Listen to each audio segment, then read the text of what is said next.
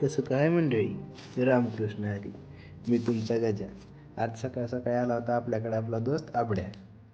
मग काय, तो म्हणला चल नाश्ता करू. मी पण म्हणलं चल मग. गेलो नाश्ता करायला जाताना त्याला म्हणलं चल एकदा आपल्या काम एजन्सीकडे जाऊया.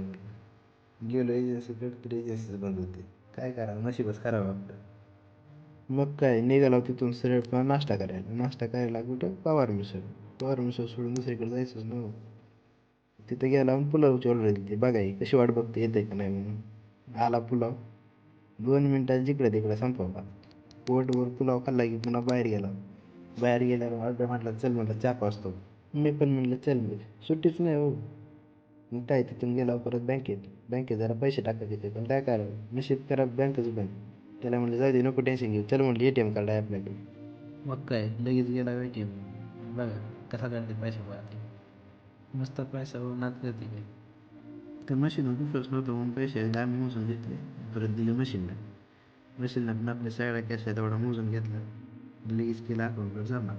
मशीन जेव्हा कॅश मोजून तेव्हा सांगत होता मला, ही लाईट लागली की बरोबर आहे, की लाईट लागली की चुकते. हे जास्त माहिती आहे, मशीनपेक्षा जास्त माहिती आपल्या भावालाच आहे. जेवढे चांगले नोटा होते तेवढे झाल्या जमा, बाकीच्या दिल्या मशीननं माघारी. चला म्हणलं आपण पण आता जाऊ रूमवर. आम्ही पण निघालो परत तिथून, आलो रूमवर. आज काही दिवसभर आपल्याला काम नव्हतं म्हणून दिवसभर रूमवरच होतो आपण. उद्या आपल्याला भरायचा होता पेपरचा फॉर्म, म्हणून गेलो होतो आपण फोटो काढायला. हे काय भाऊ, जिथं जाईल तिथं आपला भाऊ असतेच. चालू होता त्यांचा फोटोशूट, म्हणलं चल द्या. घेतला परत मी पण फोटो काढून, पण आलो मग परत रूमवर. आजच्यासाठी एवढंच. भेटूया उद्याच्या ब्लॉगमध्ये. रामकृष्ण हरी.